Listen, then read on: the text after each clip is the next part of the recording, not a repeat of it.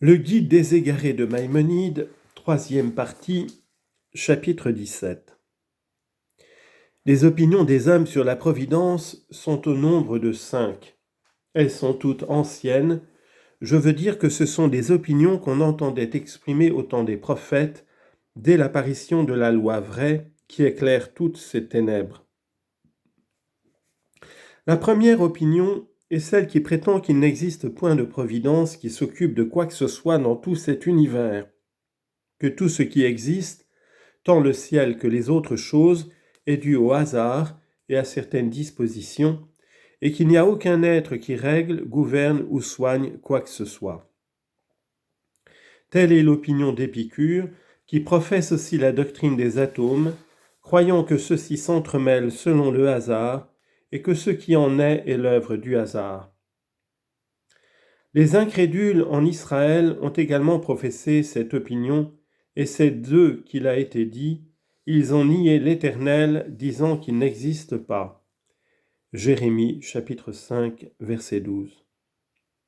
Aristote a démontré que cette opinion est inadmissible, que l'existence des choses ne saurait être due au hasard, et qu'au contraire, il y a un être qui les ordonne et les gouverne. Nous avons déjà touché cette question dans ce qui précède. La deuxième opinion appartient à ceux qui croient que certaines choses relèvent d'une providence et se trouvent sous le gouvernement d'un être qui les régit et les ordonne, tandis que d'autres sont livrés au hasard. Telle est l'opinion d'Aristote. Je vais t'exposer ici en résumé ce qu'il pense de la providence. Il croit que la providence divine s'étend sur les sphères et sur ce qu'elle renferme, et qu'à cause de cela, leur corps individuel, les astres, restent toujours tels qu'ils sont.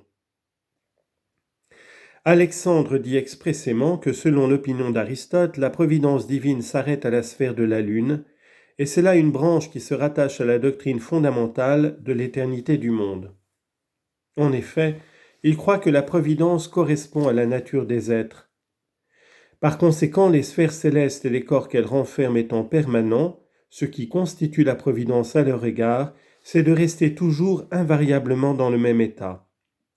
Mais de même que ces êtres donnent l'existence à d'autres êtres dont les espèces seules, mais non les individus existent perpétuellement, de même il émane de la providence, eu question quelque chose qui a pour effet de conserver et de perpétuer les espèces,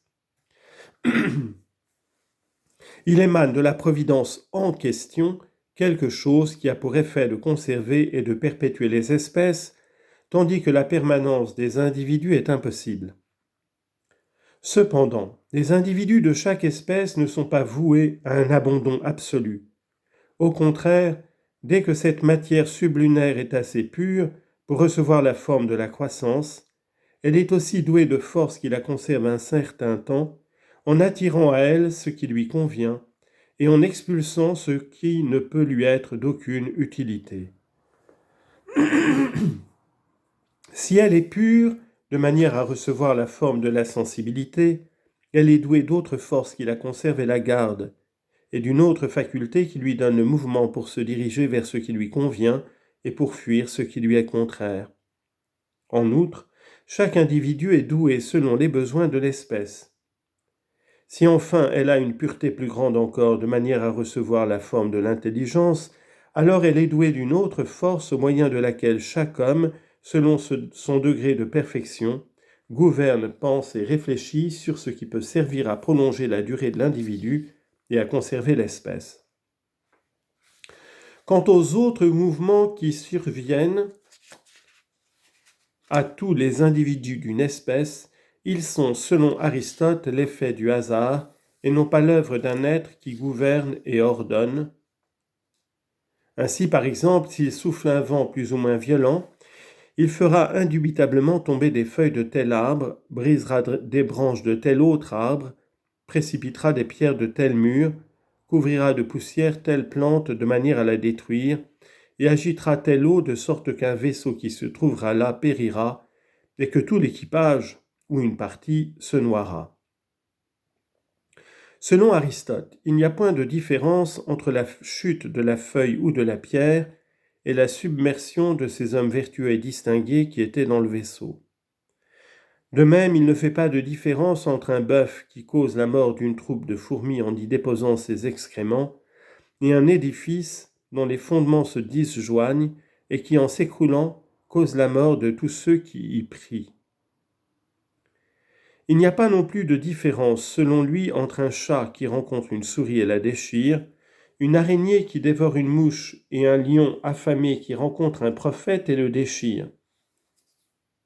En somme, voici le fond de son opinion.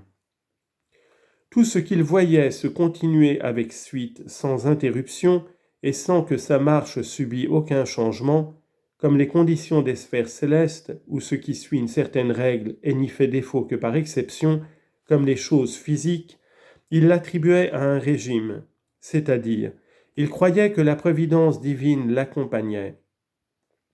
Mais ce qu'il voyait ne pas suivre de règles et ne pas être soumis à une certaine loi, comme les conditions des individus de chaque espèce, soit plante, soit animal, soit homme, il disait que c'était l'effet du hasard et non d'un régime, c'est-à-dire que la providence divine ne l'accompagnait pas. Il croyait même impossible que ces conditions dépendissent de la providence, ce qui se rattache à son opinion concernant l'éternité du monde, et selon laquelle il est impossible que tout ce qui est soit autrement qu'il n'est. Parmi nous aussi, il y avait des hérétiques qui admettaient cette opinion, et ce sont ceux qui disent « L'Éternel a abandonné la terre ». Ézéchiel 9, 9. La troisième opinion est le contraire de la deuxième.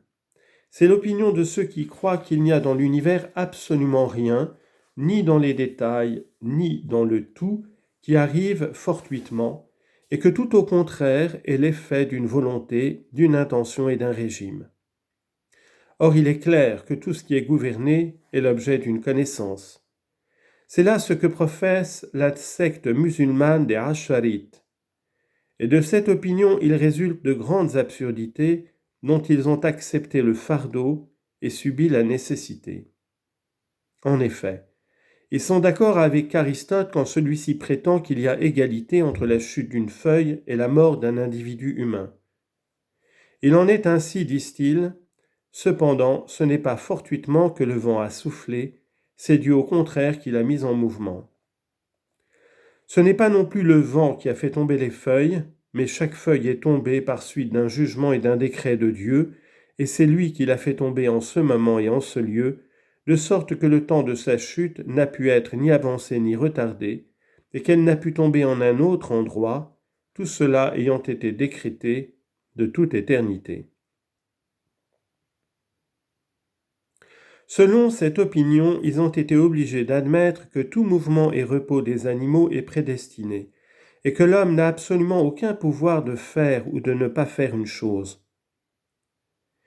Il s'ensuit également de cette opinion que la nature du possible manque aux choses de cette sorte et qu'elles sont toutes ou nécessaires ou impossibles, et en effet, ils ont été forcés d'admettre cela, et ils ont dit que ce que nous appelons possible, comme par exemple que Zaïd soit debout et que Ammar arrive, n'est possible que par rapport à nous, mais que par rapport à Dieu, il n'y a absolument rien de possible, et tout est ou nécessaire ou impossible.